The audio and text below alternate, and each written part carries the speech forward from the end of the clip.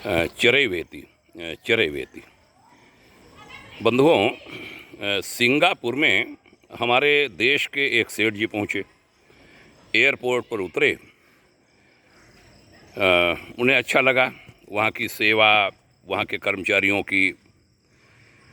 भारत की आदत के अनुसार उन्होंने जेब से कुछ डॉलर निकाले और जो पुलिसकर्मी था वहाँ, उसके हाथ में दबा के पकड़ा दिया, मुस्कराते हुए। भाव प्यारा था, बड़ा बुजुर्ग हूँ, कुछ लेते जाना बच्चों को।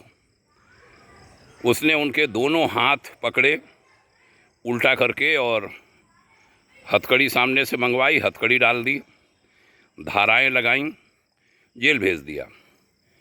उस आरोप में वहाँ 7 बरस की सज़ा है। उनके वहाँ कुछ संपर्क थे, उन्होंने स्पष्टीकरण देने का प्रयास किया कि हमारा भाव वो नहीं था, कोई हमने काम भी ऐसा नहीं कराया जिसमें रिश्वत देनी पड़े, हमने तो प्रेम बस दे दिया बुजुर्ग होने के कारण। तब भी उन्हें 7 महीने की सज़ा हुई। 7 महीने की सज़ा वो काट कर वहाँ से भारत से लौटे या शायद आ रहे होंगे। भारत में ये आम है, पकड़ा दो, दबा के वो जेब में डाल लेता है। कड़ी कार्यवाहियाँ ऐसी होनी चाहिए, भारत में भी यह प्रावधान हो।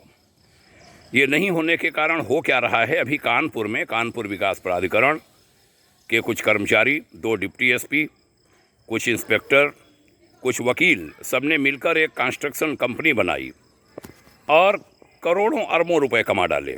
लोगों की ज़मीनें कब्जा कर लीं, फर्जी केस उनके ऊपर वकील साहब ने लगवा दिए। अभी वो केस पकड़ा गया है, सब सस्पेंड किए जा रहे हैं, लेकिन इन पर कड़ी कार्रवाई होनी चाहिए। याद है, एक पुलिस महानिदेशक, बहुत पुरानी बात है, उन्होंने एक डिप्टी एसपी को 1 दिन में बर्खास्त कर दिया था। डिसमिस माने बर्खास्त, सेवा से बाहर। 1 दिन में, सवेरे कार्रवाई शुरू हुई, शाम तक बाहर। कड़ी कार्रवाइयाँ होनी चाहिए। अभी कल ही हमने समाचार पत्र में पढ़ा, उत्तर प्रदेश पुलिस के एक इंस्पेक्टर ने पैसे कहीं पर पकड़े भारी मात्रा में। 1 करोड़ रुपए का लालच उसने दिया, लेकिन उन्होंने उसे इनकार किया, उल्टे एक धारा और बढ़ा दी। सरकारी कर्मचारी को रिश्वत देकर काम में बाधा। 1 करोड़ वो खजाने में गया। ऐसे ईमानदार लोग भी हैं। ईमानदार लोगों को पुरस्कार मिले और दुष्टों को दंड। यह व्यवस्था भारत में कड़ाई से लागू होनी चाहिए।